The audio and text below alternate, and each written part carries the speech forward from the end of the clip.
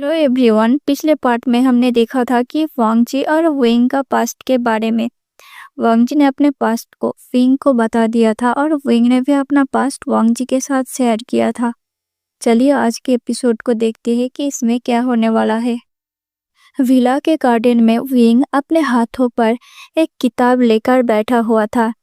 वो एक पुरानी किताब था जिसमें शायद से कुछ लिखा हुआ था, लेकिन विंग का ध्यान तो किताब पर बिल्कुल नहीं था। विंग कुछ और चीज के बारे में सोच रहा था। विंग को ऐसी गहरी सोच में देकर वांग जी, जो कि उसी के सामने खड़ा था, विंग के अटेंशन को बार बार ग्रैब करने की कोशिश करता है। लेकिन विंग तो अपने इसी सोच में डूबा हुआ था कि वांग जी अकेला ये फैसला कर लिया था कि वो जिन गोंगायो और वेन रूहान के साथ अकेला लड़ेगा। विंग ने वांग जी को बार बार कोई बैकअप प्लान रखने के लिए बोला था, लेकिन वांग जी अपने प्लान पर पूरा भरोसा था। वांग जी ने एक मजबूत इरादा बना लिया था कि वो जिन गोंगायो और वेन रूहान दोनों का नाम अंडरवर्ल्ड से हमेशा हमेशा के लिए मिटा देगा। अचानक थोड़ी देर बाद विंग की आंखें खुलता है और वो वांग जी की तरफ देखकर पूछता है, लंजा, क्या तुम ये अकेले करना चाहते हो? मैं भी तुम्हारे साथ हूँ लंजा, मैं आना चाहता हूँ। वांग जी ने एक गहरी सांस ली और जवाब दिया, विंग, ये मेरी लड़ाई है। वेन रूहान ने मेरी बहन को बर्बाद कर दिया, मेरे परिवार को खत्म किया। जिन गोंगसायो उसका साथ दिया, उसने मुझे धोखा दिया। मैं इसका अंत करके ही रहूंगा ताकि तुम और मेरी बहन हम सब चैन से जी सके। विंग का दिल तेजी से धड़क रहा था। उसकी आंखों में कुछ अजीब सा डर था। एक डर मानो किसी को खोने का, एक डर मानो इस दुनिया से गायब हो जाने का। विंग इतने सालों बाद लंजा के रूप में अपना फैमिली को वापस पाया है। अब विंग ये बिल्कुल बर्दाश्त नहीं कर सकता कि लंजा को कुछ हो जाए। भले ही विंग लंजा से प्यार करे या ना करे, पर इतने दिन तक लंजा के साथ रहते रहते उसका लंजा के तरफ एक अट्रैक्शन बन गया था। विंग ने फिर से वांग जी को रोकते हुए कहा, लंजा, लेकिन अगर तुम्हें कुछ हो गया तो? वांग जी ने उसका करीब आकर उसके हाथों को अपने हाथों से पकड़ा और बोला, मुझे कुछ नहीं होगा विंग, तुम मेरे साथ हो। चाहे तो तुम मेरा वादा ले लो कि मैं वापस लौट के आऊंगा। वांग जी का प्लान और वांग जी का माफिया नेटवर्क अब फुल एक्शन में था। कुछ ही देर बाद वांग जी अपने सबसे भरोसेमंद आदमियों को एक साथ बुलाया, एक पुराने वेयरहाउस में जहां वेन रूहान और जिन गोंगायो अपनी आखिरी सांस रच रहे थे। वांग जी के पास एक सॉलिड प्लान था। वेन रूहान का सीधा सामना करना, जिन गोंगायो को एक्सपोज करना और उनके सारे नेटवर्क को तबाह कर देना। विंग भी उस मीटिंग में था। भले ही वांग जी उसे उस मीटिंग में अलाउ नहीं कर रहा था, लेकिन विंग ने बहुत ज़्यादा जिद किया था वांग जी के साथ कि वो जानना चाहता है, वो उन लोगों के प्लान को जानना चाहता है ताकि ज़रूरत पड़ने पर विंग वांग जी की मदद कर सके। वांग जी विंग की तरफ मुड़ा और कहा, तुम भिला में रहो, मैं लड़ाई से वापस आऊँगा। विंग ने माना करने की बहुत कोशिश किया, लेकिन वांग जी की आंखों में एक ऐसी शक्ति थी जो कि उसे चुप करा दिया। उसने सिर्फ इतना कहा, लंजा, जल्दी लौटना। रात के अंधेरों में वांग जी अपने आदमियों के साथ वेयरहाउस की तरफ चला गया था। उसके हाथ में गन था और उसके दिल में अपनी बहन और विंग के लिए एक वादा। जब वो उस वेयरहाउस में पहुंचा, तब वेन रूहान और जिन गोंगायो दोनों ही वहां थे, एक बड़े से टेबल पर बैठे थे। वो लोग अपने अगले हमला की प्लानिंग कर रहे थे। वांग जी ने जाके सीधा वेयरहाउस के दरवाजे को तोड़ दिया। उसके आदमियों ने तुरंत वेन रूहान के गुंडों पर हमला किया। चारों तरफ गोलियों की आवाज, तलवार की वो छन छन आवाज और एक पूरा जंग का मैदान फेर चुका था। वेन रूहान ने वांग जी को देखा और हंसा, लन वांग जी, तुम अपनी मौत लेकर आए हो। वांग जी ने एक ठंडी आवाज में जवाब दिया, नहीं फ़ेन रूहान, मैं तुम्हारा अंत लेकर आया हूँ। वांग जी इस वक्त अपने फुल डेंजरस ऑरा में था, जिसको देखकर जो कोई भी अपना दम वहीं पे तोड़ते। जिन गोंगायो भी वांग जी को देखकर डर गया था, क्योंकि इससे पहले भी वांग जी के साथ लड़ाई में वो हार चुका था। जिन गोंगायो पीछे हटने की कोशिश किया, लेकिन वांग जी के एक आदमी ने उसे पकड़ लिया। वांग जी ने फ़ेन रूहान की तरफ गन तानी और बोला, तुमने मेरी बहन को किडनैप किया, उसके इज्जत पर हाथ उठाई, मेरे परिवार को खत्म किया। अब तुम्हारी बारी है फ़ेन रूहान। फ़ेन रूहान ने अपनी तलवार उठाई, लेकिन वांग जी उससे 2 कदम आगे था। वांग जी ने अपना फुल प्लानिंग के साथ यहाँ आया था। उसने आने से पहले फ़ेन रूहान की सारे हथियार और सारे गार्ड्स को सीज कर लिया था, जिससे कि फ़ेन रूहान पूरा अकेला पड़ गया था। वो जिन गोंगायो की तरफ देख रहा था, जो खुद ही डरा हुआ था और वांग जी के आदमियों के कब्जे में था। फ़ेन रूहान के पास भागने का और कोई चारा नहीं था। उसने अपने पीछे की पॉकेट से एक छोटा सा पॉकेट नाइफ निकाला और वांग जी पर हमला करने आगे बढ़ा ही था कि धड़ाम से एक गोली चली और फ़ेन रूहान का हाथ तलवार समेत जमीन पर गिर गया। वो दर्द में करा रहा था, चिल्ला रहा था, लेकिन वांग जी ने रुकने का नाम नहीं लिया। उसने दूसरी गोली सीधे फ़ेन रूहान की छाती पे कर दी। अब फ़ेन रूहान पूरी तरह से जमीन पर गिर गया था। उसकी आंखें हमेशा के लिए बंद हो गई थी। जिन गोंगायो ने घबराते हुए कहा, वांग जी देखो देखो, मुझे छोड़ दो, हाँ मैं तुम्हारा दोस्त था ना। वांग जी ने उसकी तरफ पलटा। उसकी आंखें गुस्से से भरी हुई थी। दोस्त, तुमने इस फ़ेन रूहान के साथ मिलकर मेरी बहन को बर्बाद कर दिया, मेरे फैमिली को पूरी तरह से तबाह कर दिया। तुम्हें कोई हक नहीं है जीने का, और अपनी इस गंदे जुबान से दोस्ती शब्द का नाम भी मत लो। वांग जी ने अपने आदमियों को इशारा किया और वो लोग जिन गोंगायो को वहां ही खत्म कर दिया।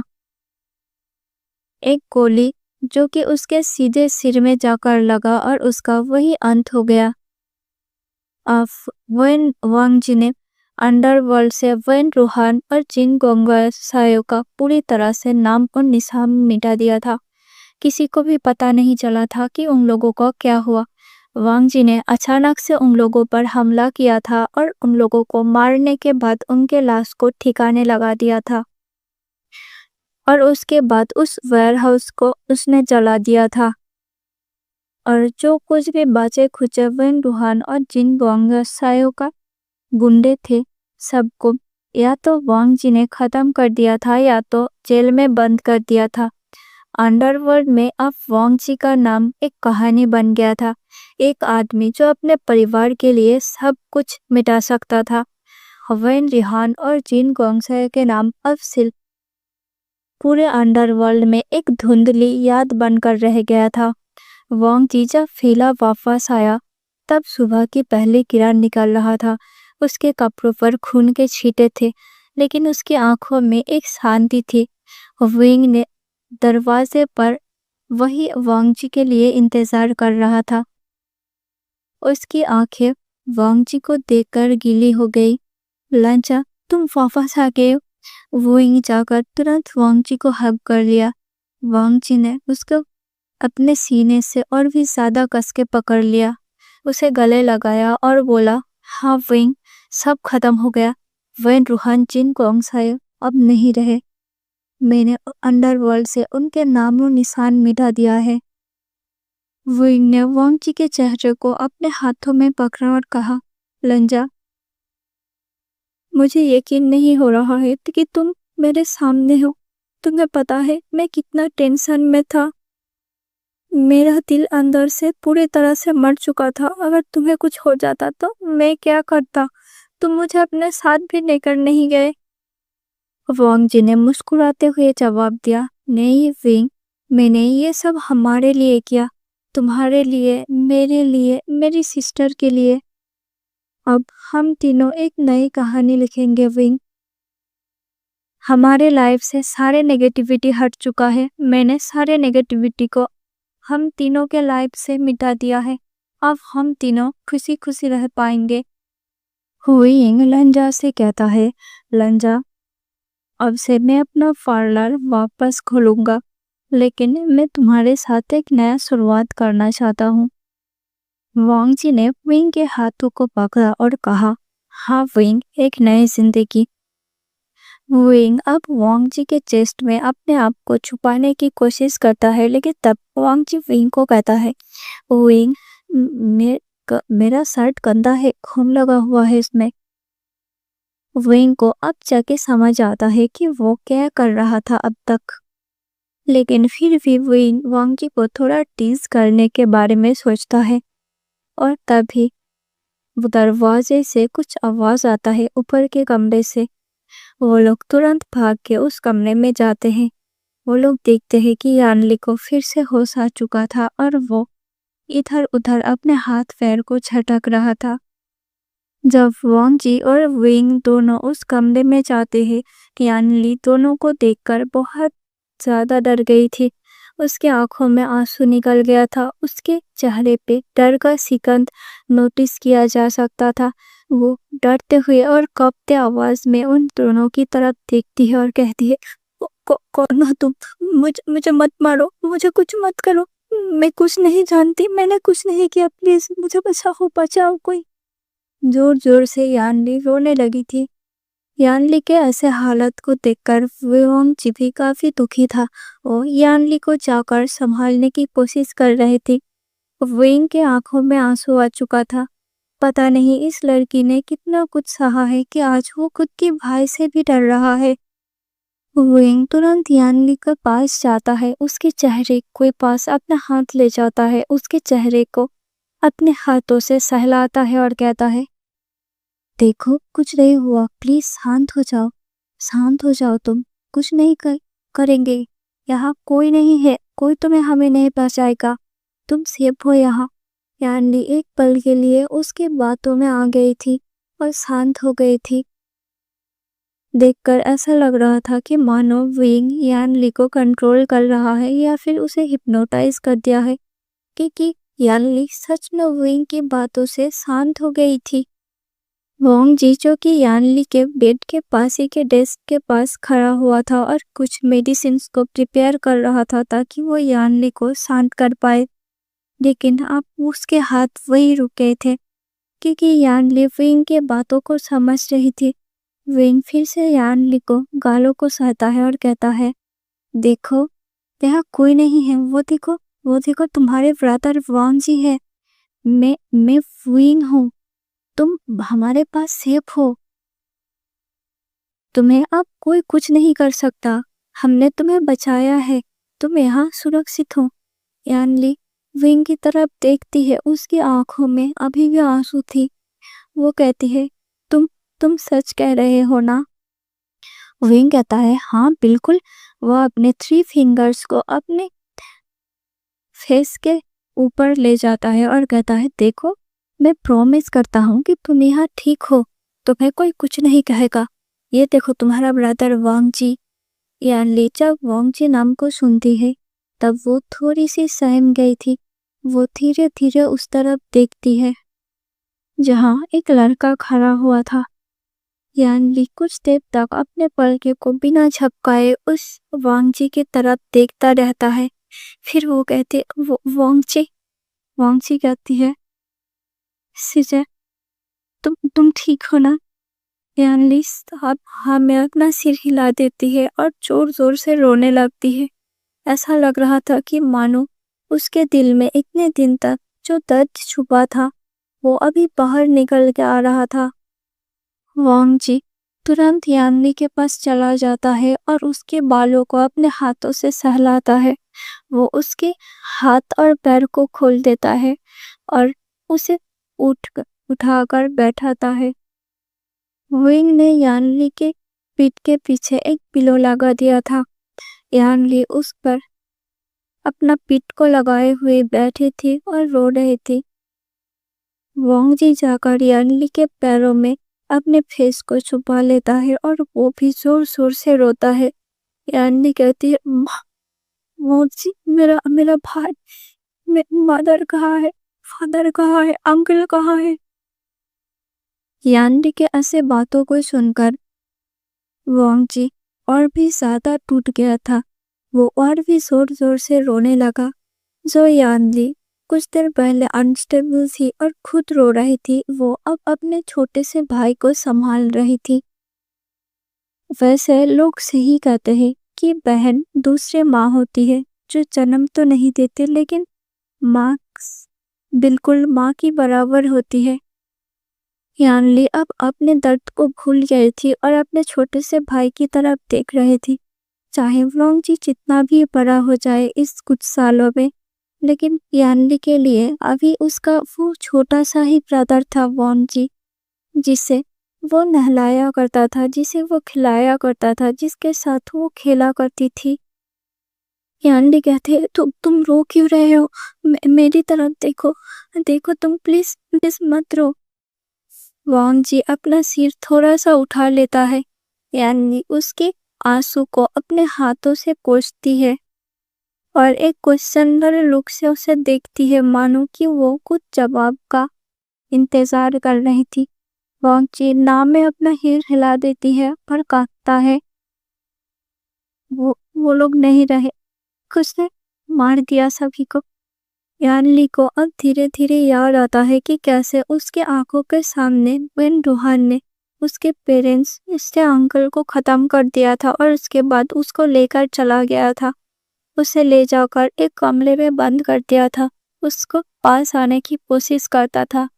पहले पहले तो यानली उसको बहुत ज्यादा रोकती थी, लेकिन बाद में वेन रूहान बिल्कुल नहीं मानता था और यानली के ऊपर फिजिकली टॉर्चर करता था, जिससे यानली धीरे धीरे टूट गई थी।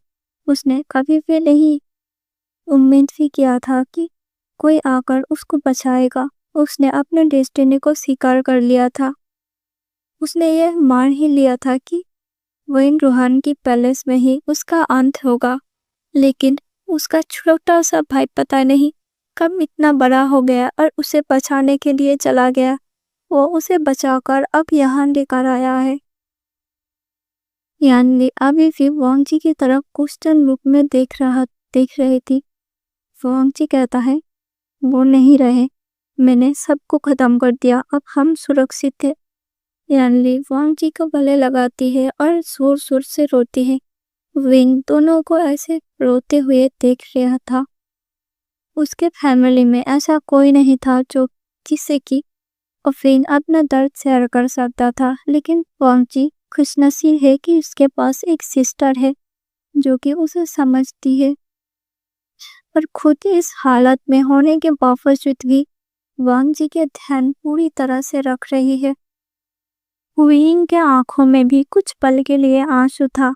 विंग उन लोगों को देख रहा था। भले ही उसके आंखों में आंसू था, लेकिन उसके होठों पे एक स्माइल था। वो सोच रहा था कि अच्छा हुआ कि दोनों भाई बहन एक गए। यानली की नजर जब विंग पर करता है तब वो पूछती है कि ये कौन है। तब वांग जी उसे बता देता है कि विंग वो इंसान है जिसे कि वांग जी अपने दिल देकर बैठा है। यानली भी खुशी खुशी विंग को मान लेती है। यानली अब धीरे धीरे ठीक हो रही थी, हालांकि उसे पैनिक अटैक आना अभी भी बंद नहीं हुआ था। वांग जी ने बड़े से बड़े डॉक्टर को यानली को दिखाया था। अब देखते ही देखते ऐसे ही दिन बीतने लगा था। वेन रूहान और जिन गोंगायों के खत्म होने के बाद शहर में एक नई शांति छा गई थी। वांग जी अब अंडरवर्ल्ड का डॉन बन चुका था। ना सिर्फ एक माफिया लीडर, बल्कि एक ऐसा शख्स जिसकी वजह से हर छोटा बड़ा गैंगस्टर डरता था। लेकिन उसकी ये ताकत अब जुल्म के लिए नहीं, बल्कि सबकी मदद के लिए इस्तेमाल होता था। वांग जी ने देखते ही देखते कुछ ही दिनों के अंदर पूरे अंडरवर्ल्ड को अपने कब्जे में ले लिया था। उसने अपने नए कुछ रूल्स बनाए कि कोई मासूम को चोट नहीं पहुंचा सकता, बिना किसी प्रूफ के कोई किसी के ऊपर हमला नहीं कर सकता। कोई भी गुंडे किसी भी आम आदमी को परेशान नहीं कर सकता। वांग जी ने हजारों ऐसे रूल्स बनाया था। वांग जी के अंदर अब सिटी पूरा सुरक्षित था। यानली भी अब लगभग ठीक हो रही थी।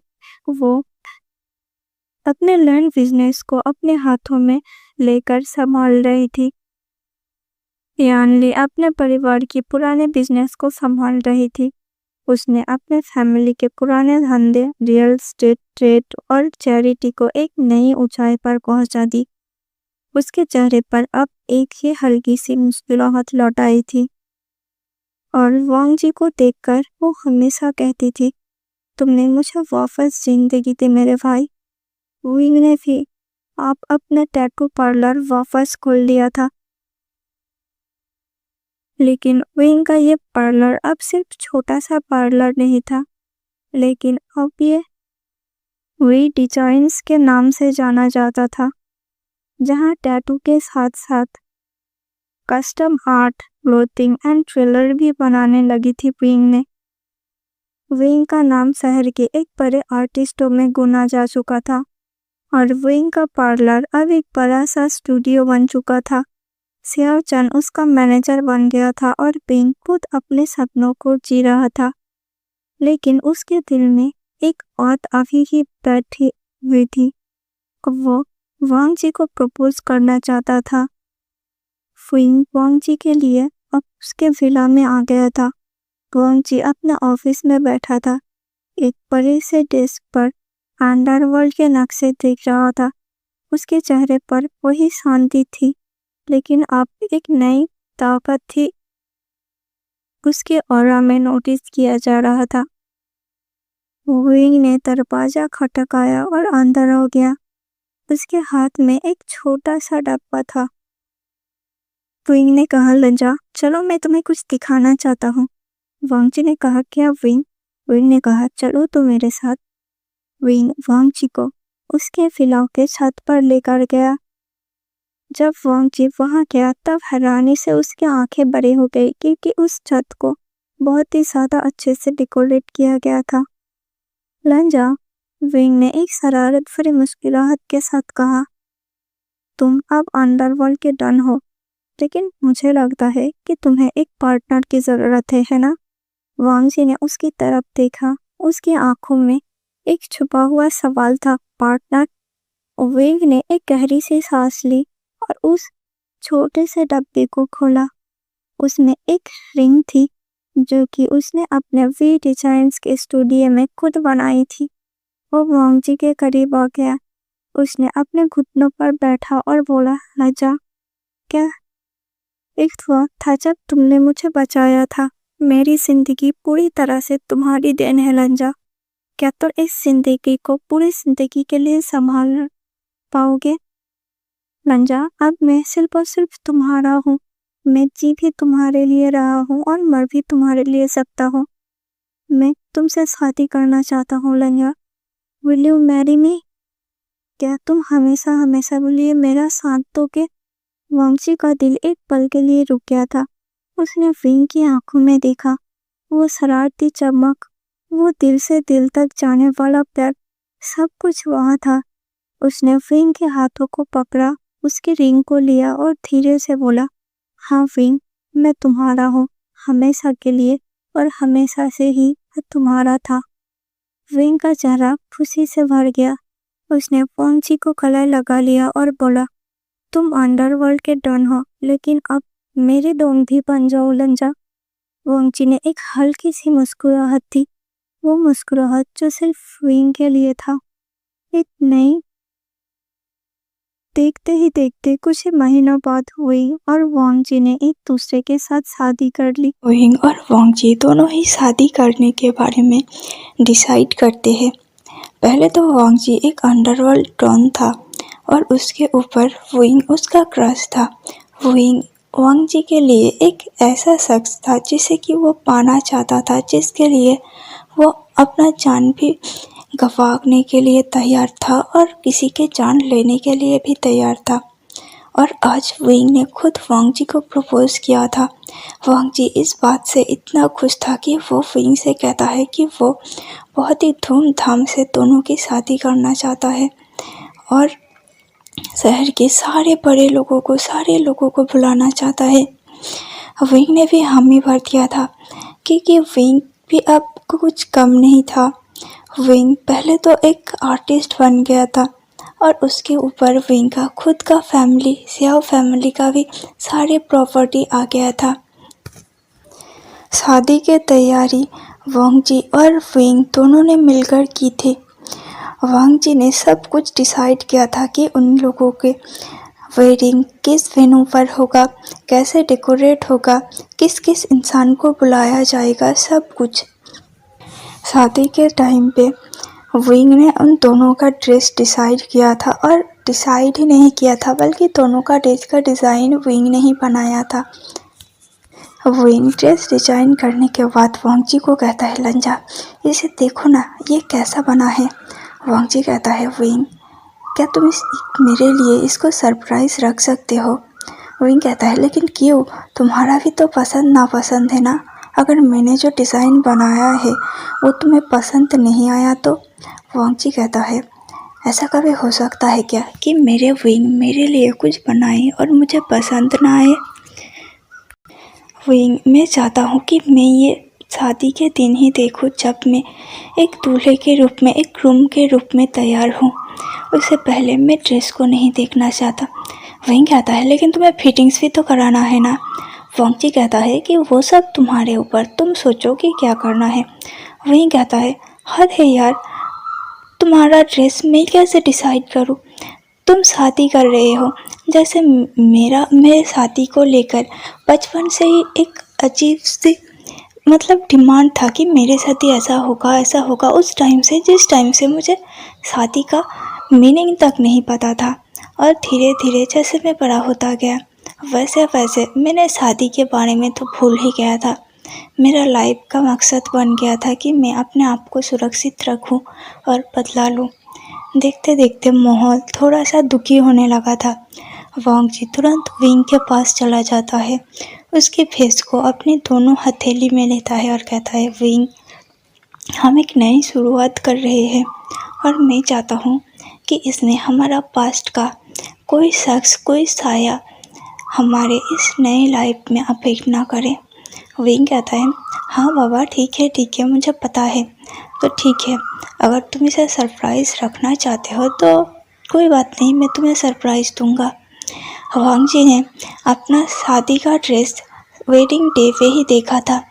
वो इतना सुंदर डिज़ाइन था कि वांग जी को बहुत ज़्यादा पसंद आया था। विंग का खुद का हैंडमेड था वो। विंग ने सिर्फ और सिर्फ दोनों के ड्रेस का डिज़ाइन ही डिसाइड नहीं किया था बल्कि अपने हाथों से दोनों के ड्रेस को डेकोरेट भी किया था। लेकिन शादी के टाइम पे विंग कुछ उदास था। वांग जी समझ सकता था कि विंग किस बात को लेकर इतना टेंशन कर रहा है। वो विंग को सांत्वना तो नहीं दे सकता था, लेकिन वो कुछ कर भी नहीं सकता था। विंग इस बारे में सोच रहा था कि कल वो लंजा के साथ मैरिज करने के लिए जा रहा है।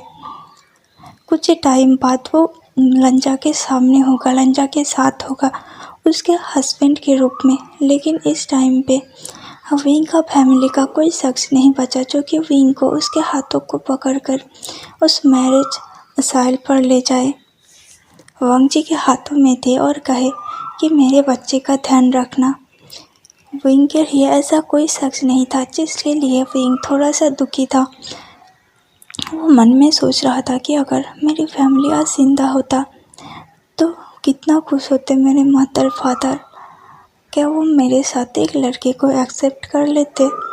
हाँ, मुझे लगता है कि एक्सेप्ट कर ही लेते, क्योंकि आफ्टर ऑल उनके बच्चे का खुशी का सवाल था। वो छत पे था और आसमान की तरफ देख रहा था। वो कहता है, मम्मा पापा, अगर आप लोग मुझे देख रहे हो तो प्लीज़ मुझे और मेरी लंजा को आप लोग ब्लेसिंग्स दीजिए। हमारे पास फैमिली के नाम पे सिर्फ हम दोनों ही है और यानली है हमारे पास। आप लोग ना लंजा के पेरेंट्स और ना आप लोग हमें आशीर्वाद देने के लिए कोई भी नहीं है। मेरे होने वाले इन-लॉज और मेरे पेरेंट्स, अगर आप लोग मुझे देख रहे हो ना, तो प्लीज़ हमारे ऊपर अपना ब्लेसिंग्स हमेशा से बनाए रखना। वांग जी जो कि पीछे से विंग को ये बातें कहते हुए सुन रहा था और थोड़ा थोड़ा मुस्कुरा रहा था, वो पीछे से आके विंग को हग कर लेता है और कहता है वो ज़रूर देंगे। वो अपने गालों पर विंग के गाल को सहलाते हुए कहता है वो बहुत खुश होंगे, हमारे पेरेंट्स हमें ऊपर से आशीर्वाद दे रहे होंगे। विंग भी अब वांग जी के गले लग जाता है और दोनों वहीं पे कुछ टाइम स्पेंड करते हैं। फिर वांग जी विंग को कहता है अच्छा तुम्हें सोना नहीं है क्या? क्या तुम चाहते हो कि कल वेटिंग में हम दोनों ही एक ज़ॉम्बी जैसा दिखे? सोचो कि कैसा लगेगा जब हम दोनों उस वेटिंग हॉल में एंट्री करेंगे। हमारी आंखों में या बड़े बड़े डार्क सर्कल्स होंगे और उस डार्क सर्कल के अंदर हमारे आंखें होंगे और मेकअप भी छुपा ना पाए तो कैसा अजीब सा दिखेंगे ना हम, एक ब्राइड और ग्रूम के तरफ। विंग कहता है अरे हाँ, मैंने ये बात सोचा ही नहीं। और ठीक है चलो लंजा हम सोते हैं। विंग और वांग जी वहाँ से अपने अपने कमरे में चले जाते हैं। अब देखते ही देखते सुबह हो गया था। लैन मेंशन में के बाहर पार्टी था। पार्टी को लिए वेन्यू को बहुत ही अच्छे से डेकोरेट किया गया था। यान ली खुद अपने हाथों से सब कुछ डेकोरेट कर रही थी। अब वांग जी विंग के लिए तैयार होकर इंतज़ार कर रहा था। वांग जी के दिल तेज़ी से धड़क रहा था। ऐसा लग रहा था कि मानो उसके दिल में किसी ने गरम तेल छोड़ दिया। उसके दिल बहुत ही ज़्यादा चल रहा था और उसे अजीब सा बेचैनी महसूस हो रहा था। यानली उसके पास में जाकर उसके कान में कहता है ब्रदर क्या हुआ तुम्हें? क्या अजीब सा फील हो रहा है? वांग जी हाँ में सिर हिला देता है। यानली कहती है ये नेचुरल है, तुम पहली बार एक रूम बन रहे हो इसीलिए तुम थोड़ा सा नर्वस हो। अपने दिल को संभालो क्योंकि थोड़ी देर बाद तुम्हारे ब्राइड आने वाले हैं। वांग जी हाँ में सिर हिलाती है और यानली वहाँ से चली जाती है। मेकअप रूम पे विंग अपना मेकओवर कर रहा था कि तभी यानली पीछे से आई और विंग के कंधों पे हाथ रख के वो विंग के पीछे थोड़ा सा झुक के खड़ी हो गई और शीशे में विंग को निहारने लगी और कहती है वाओ कितना ब्यूटीफुल हो तुम। विंग कहता है यानली मैं ब्यूटीफुल नहीं, मैं हैंडसम हूँ। यानली कहता है हाँ हाँ पता है कि तुम हैंडसम हो मेरे होने वाले ब्रदर इन लॉ। विंग का चेहरा थोड़ा सा प्लस हो जाता है। यानली कहती है क्या तुम रेडी हो? विंग कहता है हाँ मैं रेडी हूँ, चलो चलते हैं। यानली विंग के हाथों को पकड़ती है। विंग एक पल के लिए यानली की तरफ देखता है। विंग ने ऐसा कुछ भी एक्सपेक्ट ही नहीं किया था कि विंग उसे लेने आएगा खुद। कल ही तो विंग इतना ज़्यादा टेंशन में था कि उसके लिए उसका ग्रूममेट कोई नहीं था। भले ही वांग जी के पास यानली था लेकिन विंग के पास कोई नहीं था। शाओ चेन विंग के असिस्टेंट जो कि अब विंग का मैनेजर बन गया था, उसने एक बार विंग को कहा भी था कि वो विंग को हाथों को पकड़कर विंग को ले जाएगा क्योंकि अब अपनों के नाम पे शाओ चेन ही बचा था विंग के पास, जो कि विंग के पास पिछले कुछ सालों से काम कर रहा था। शाओ चेन अभी बाहर ही खड़ा था। जब वो देखता है कि यानली विंग के हाथों को पकड़कर ले जा रही है तो वो जाकर विंग के दूसरे साइड जाता है और विंग के दूसरे हाथों को पकड़ लेता है। विंग अब बहुत ही ज़्यादा खुश था। कभी कभी दोस्ती के रिश्ते या फिर मुंह बोले हुए रिश्ते भी खून के रिश्ते से ज़्यादा बेटर होता है। वो सोच रहा था कि उसके पास एक मदर था लेकिन वो तो कुछ और ही था। वो मदर कहलाने के लायक भी नहीं था। अगर आज सब कुछ अच्छा होता तो शायद वही विंग को विंग के हाथों को पकड़कर वांग जी के हाथों में देती, लेकिन ये तो पॉसिबल ही नहीं था। विंग अपना मन टेंशन को दूर करता है और कहता है खैर छोड़ो कोई बात नहीं, जो भी होता है अच्छे के लिए ही होता है। अगर वो मेरी लाइफ में ना आती तो शायद मैं लंजा से कभी नहीं मिलता, मुझे इतना अमेजिंग मैन कभी भी नहीं मिलता। वो वांग जी की तरफ देखता है जो कि एक टक लगाए उसे ही देखे जा रहा था और बेसब्री से उसके लिए इंतज़ार कर रहा था। यानली जाकर वांग जी के हाथों में विंग के हाथों को दे देती है और कहती है, देखो मैं अपने ब्रदर इन लॉ को तुम्हारे हाथों में सौंप रहा हूँ, तुम इसका अच्छी तरह से ध्यान रखना।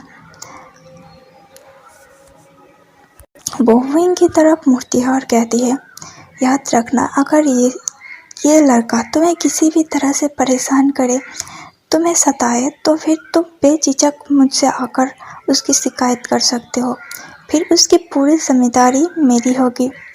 उस बातों से इंस्पायर होकर सियाओचन जो कि विंग के दूसरे हाथों को पकड़े हुए था, वो उसके दूसरे हाथों को वांग जी के दूसरे हाथों से देते हुए कहता है, देखो बॉस, मुझे पता है कि तुम माफिया हो, चाहे तुम जो कुछ भी हो जाओ, लेकिन सबसे पहले मेरे लिए मेरा विंग बॉस ही आता है। और हाँ, तुम अपना माफिया पावर का मेरे बॉस पर इस्तेमाल नहीं करोगे। बॉस, अगर ये तुम पर अपने पावर का रौब झाड़े ना, तो तुम बेझिझक मेरे पास आ सकते हो, मैं तुम्हारा ख्याल रखूँगा। विंग कहता है, अच्छा तो फिर तुम कैसे ख्याल रखोगे? सियाओचन कहता है, बॉस तुम मेरे बड़े भाई जैसे हो, मेरे फैमिली में कोई नहीं था तब तुमने मुझे सहारा दिया था, तुम सड़कों पर टैटू बनाते थे लेकिन फिर भी तुमने मुझे अपने पास रहने के लिए जगह दिया था, मैं तुम्हारे इस एहसान को कभी भी नहीं भूल सकता। वांग जी जो कि जब सियाओचन ने कहा था कि मेरे पास आ जाना, तब बहुत ही गुस्से से सियाओचन को देख रहा था, और अब जब सियाओचन ने कहा कि तुम मेरे लिए मेरे बड़े भाई जैसे थे, तब वांग जी के आंखों में एक खुशी था। प्रीस्ट वेडिंग रिचुअल्स को स्टार्ट करते हैं। वांग जी और विंग पहले हेवन आर्ट की तरफ, फिर एंसेस्टर्स की तरफ, फिर एक दूसरे की तरफ बो करता है और फिर प्रीस्ट कहता है दोनों को किस करने के लिए। वांग जी विंग को अपने पास बुलाता है और उसे पकड़कर एक अच्छा सा एक पैशनेट सा किस करता है विंग को। थोड़ी देर बाद जब वो विंग को छोड़ता है तो प्रीस्ट उन लोगों को लॉफुली वेटेड बताता है। वांग जी और विंग बहुत ही खुश थे और एक दूसरे के हाथों को पकड़े हुए थे। उनके पास उनके एल्डर्स कहने को सिर्फ यानली थी। वो लोग यानली को प्रणाम करने के लिए यानली को ढूंढ ही रहे थे कि उन्होंने देखा कि यानली वांग जी के असिस्टेंट जिन चिसवान के साथ हंस कर बातें कर रही है। विंग कहता है, लंजा, क्या तुमने भी वो महसूस किया जो मैं कर रहा हूँ? वांग जी कहता है, हाँ विंग, मैं भी कुछ दिनों से यही सोच रहा हूँ। विंग कहता है, अगर ऐसा हुआ तो फिर अच्छा ही है ना, एक तो जिनजुसियन अच्छा लड़का है। वांग जी कहता है, क्या आज सूरज किस ओर से निकला? विंग कहता है कि क्या हुआ? विंग कहता है कि तुम जिनजुसियन की तारीफ कर रहे हो, तुम तो हर वक्त उसे पिकॉक पिकॉक कहते रहते हो।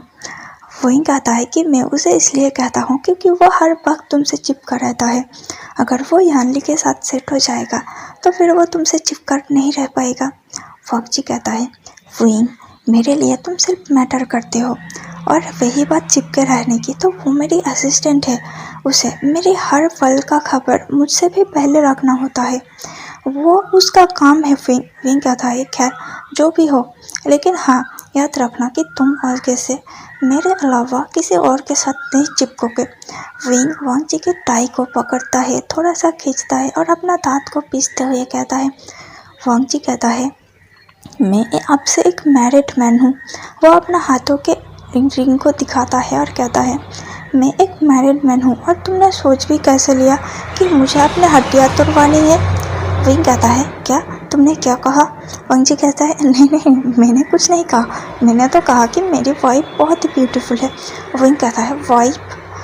वांग जी कहता है, अरे मेरे हस्बैंड, मैंने हस्बैंड कहा, तुम्हारे कान बज रहे हैं शायद। विंग कहता है, हाँ मुझे पता है मेरे कान बज रहे हैं, एक बार तुम हमारे वेडिंग रूम पे चलो, फिर मैं तुम्हें बताता हूँ। वांग जी अपने प्लीडिंग आईज से विंग की तरफ देख रहा था। विंग कहता है, अब वहाँ आना बच्चों, उठ पहाड़ के नीचे। वांग जी कहता है, विंग तुम मेरे साथ ऐसे जाती बिल्कुल नहीं कर सकते। विंग कहता है, वो तो तुम्हें हमारे वेटिंग रूम पर ही पता चलेगा।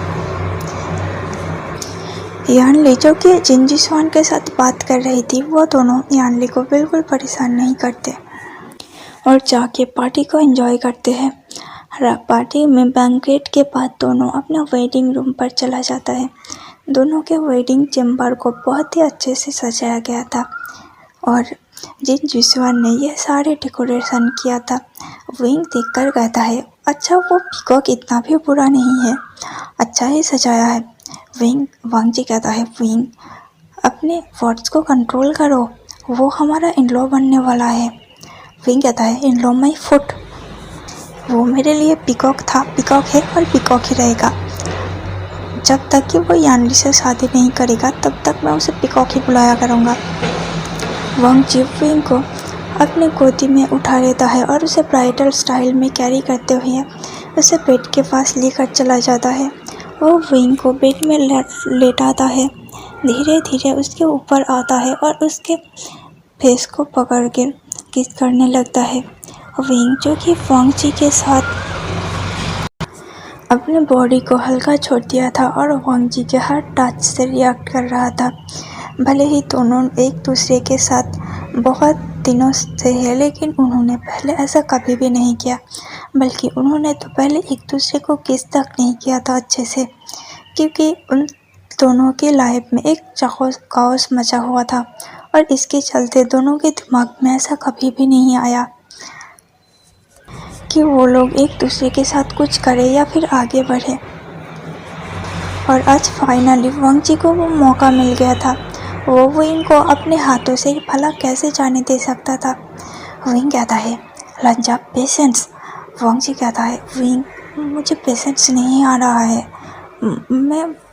मैं एक्साइटेड हो रहा हूँ, तुम दिख नहीं सकते क्या। वो विंग के हाथों को लेकर अपने लोअर पार्ट में रख देता है और विंग कहता है, लंजा तुम्हें इतना स्टैमिना आते कहाँ से है। वांग जी कहता है, विंग मत भूलो कि मैं एक माफिया हूँ, अब तो मैं अंडरवर्ल्ड का बॉस भी हूँ। विंग कहता है, चाहे तुम कितना भी बड़ा माफिया हो या फिर अंडरवर्ल्ड का टर्न हो, लेकिन मेरे लिए तुम सिर्फ मेरा लंजा हो और हाँ, तुम्हें मेरे सामने झुक कर रहना होगा। विंग एक ड्रामेटिकली वे में वांग जी से कहता है। वांग जी कहता है कि ये चोरों का गुलाम अपने ब्राइड के लिए, अपने बीवी के लिए हमेशा से हाजिर है। विंग कहता है, क्या तुमने क्या कहा फिर से। वांग जी कहता है, सॉरी हस्बैंड। ये कह के वो विंग के बॉडी से उसके कपड़े को रिमूव करने लगता है। देखते ही देखते दोनों ने एक दूसरे को अपना क्लेम कर लिया था और इसी के साथ ये स्टोरी यहीं पर ख़त्म होता है। स्टोरी कैसा लगा मुझे कमेंट में ज़रूर बताना और हाँ, कल के पार्ट के लिए सॉरी। मुझे पता है कि कल के पार्ट में आवाज़ बिल्कुल भी अच्छी नहीं आई थी। दरअसल मैं एक न्यू ऐप से एडिटिंग करने की ट्राई कर रही थी और उसी से रिकॉर्ड किया था। फिर जाके मुझे पता चला कि वहाँ कुछ भी अच्छा नहीं था। मैं खुद ही नहीं समझ पा रहा था, लेकिन खैर छोड़ो, कोई बात नहीं। आप लोगों ने सुन लिया और आप लोगों ने कोई कंप्लेन भी नहीं किया, इसीलिए थैंक यू। इस स्टोरी यहीं पे ख़त्म होता है, तो मिलते हैं कल के एक नए स्टोरी को लेकर।